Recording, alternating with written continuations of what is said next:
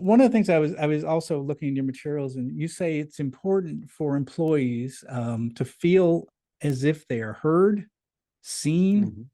acknowledged, and psychologically safe, or feel like an Yes, environment where they're psychologically safe. Can you yes. talk a little bit about that? Well, I think the first three I've basically touched on already with this whole idea of observational listening. Psychological safety is sort of an overarching thing, which also fits with those others. And that's really this idea of am I allowed to be here? Am I allowed to speak up? Am I allowed to make critical comments? Am I allowed to share my expertise without having the fear of having my head chopped off?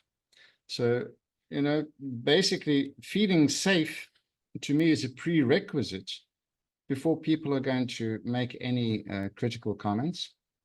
I can share a story, for example. This was in a company, quite a large organization, and one of the directors, she decided, all this hiring people, I don't want to go through the procedures. I'm just going to hire a whole lot of people I've worked with in the past within this organization and previous organizations, and I'll make my management team that way. No, I don't know what you think. What are the kind of people, who are the kind of people that she's going to approach to join her management team? I don't know. What do you think? Yeah, the people that think the same way she thinks, and that Exactly. that maybe they have Exactly. friends or close relationships. Yeah, yeah, So it was a lovely atmosphere in that management team, but yeah, it was disastrous because nobody opened their mouths. yeah, Nobody would even dare of saying, "Oh, wait a minute, uh, shouldn't we be thinking about A, B, or C?" yeah, yeah. So, and this to me is okay. It's a little bit different to psychological safety. I believe that diverse teams are beautiful. They're brilliant, and they only work if people feel psychologically safe. Mm.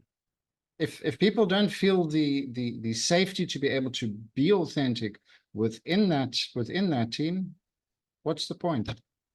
Yeah, that's a really good point, because I've always said that I want to build up a management team that is diverse in terms of like some veterans that have been there a long time, new Sure. people from outside, people from the competition. I Yeah. want to get a diverse kind of focus Yeah. on my leadership team. I always look for that. Definitely. What you're saying is that's okay, but what you need to make sure is that they have the safety, they feel they have the psychological Correct. safety to speak their mind, and that's a big part of it as well.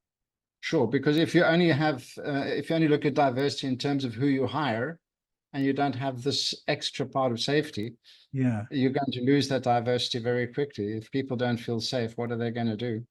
yeah, Leave. yeah, exactly. It's interesting because one of the companies I work for, we called it the good news company. And that's Mm. because anyone who brought up bad news, they were fired, or Mm. they were, their careers were stalled. So nobody brought up any bad news. So it was always the good news company. And so what ends up happening when you're in a situation like that is you only hear good news, and you never hear those early warning signals that something might be going wrong. And so, that's one of the things I really stress with my employees, like, give me the Sure. truth. Don't spin it. Sure. I want to know exactly No, what's going on, good, bad, and ugly, because I need that data. exactly. It's critical Exactly. for me as a leader to know exactly what's going on. Yeah. This is also one of the things that I've heard several authors and people also say, and that's invite dissent.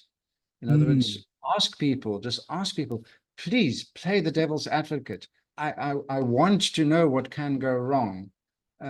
What possibly, we've got this brilliant idea. Please tell me what can go wrong here, or so not only what can go better here, but also what can actually go wrong here, and mm. and have that vulnerability yourself as well. Display that vulnerability, that it's okay. That even if it's my beautiful idea, I'm happy if you come and tell me why it's a BS idea. Yeah, yeah. Well, and I think, I've worked for bosses like that, and I've tried to be that kind of a leader as well. Mhm. And I think that it's fun in those kind of Yeah, environments, because there is the sure. back and forth. There is you know, hey, I think we should do it this way for these reasons. And I always found like if you give people that psychological safety, the ability to speak up, the best ideas have always come not from me, but from the people in the room.